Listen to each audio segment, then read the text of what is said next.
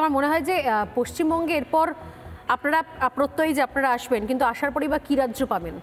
সমস্ত জায়গায় সব জায়গাতে আমার মনে হয় যে ক্ষতির জায়গায় আমরা দাঁড়িয়ে রয়েছি বা যে ক্ষতি ইতিমধ্যে হয়ে গেল, এটা পূরণ করতে গেলে বোধহয় আরও ওরকম ২০-৩০ বছর চলে যাবে।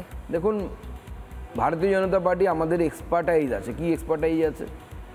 একসময় ভারতবর্ষের অর্থনীতিতে বিমারু বলে রাজ্য একটা ছিল, তাতে মধ্যপ্রদেশ অন্যতম আমি উদাহরণ হিসেবে ধরে নিচ্ছি।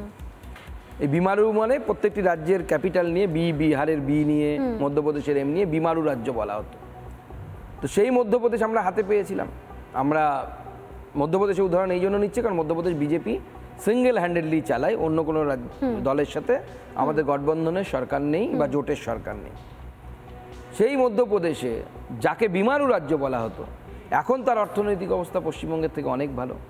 এবং মমতা বন্দ্যোপাধ্যায় এবং তার দলবল যে চিৎকার করেন যে লক্ষ্মীর ভাণ্ডার ওনারা চালু করেছেন, আদপেও তা নয়। আপনি ইন্টারনেটে সার্চ করে দেখে নিতে পারেন যে লাডলি বেহনা প্রকল্প ভারতবর্ষের মধ্যে প্রথম মধ্যপ্রদেশ ইমপ্লিমেন্ট করে, এবং সেটাকে পরবর্তী সময় মুখ্যমন্ত্রী নকল করে লক্ষ্মীর ভাণ্ডার বলে চালু করেন।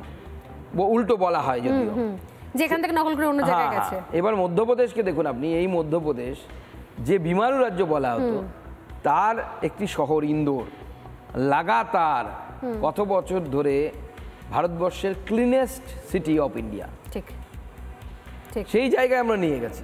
আমাদের সেই এক্সপার্টাইজ আছে। উত্তরপ্রদেশে একসময় বোম গুলি চলতো, পানের দোকানে বন্দুক পাওয়া যেত, গল্প করতো একসময় লোকে। আমি নিজে গেছি, আমি তখন রাজনীতিতে আসিনি, আমি মৌ বলে একটি জায়গায় গেছিলাম, মৌনাথ ভাঞ্জান পুরো নাম। সেখানে একসময় এই দুষ্কৃতীদের, তাদের মধ্যে একজন মারা গেছেন, সে তাদের ভয়ে ডাইরেক্টররা, সেন্ট্রাল ইনস্টিটিউটের ডাইরেক্টররা কাঁপতেন যে কোন সময় সে গুলি মেরে দেবে।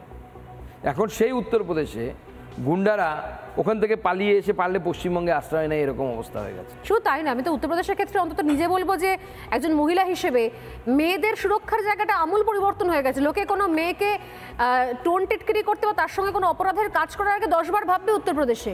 এবং আগে আপনাকে কি ছিল আমি বলছি, আমাদের সরকার তৈরি হওয়ার আগে, যোগীজির সরকার তৈরি হওয়ার আগে, দিল্লি থেকে যে উত্তরপ্রদেশ যাওয়ার রাস্তা, গাজিয়াবাদ, হ্যাঁ, সেই রাস্তায় রাত্রিবেলা কেউ কার নিয়ে, মহিলা নিয়ে যেতেন না।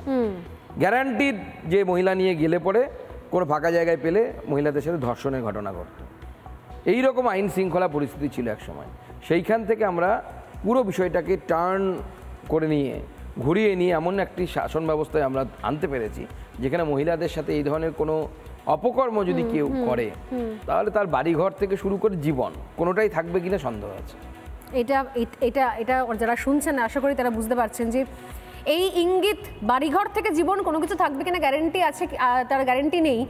মানে অন্তত এই কয়রে যে যোগীর এই কথাতে গোটা উত্তরপ্রদেশ ঠান্ডা হয়ে গিয়েছিল।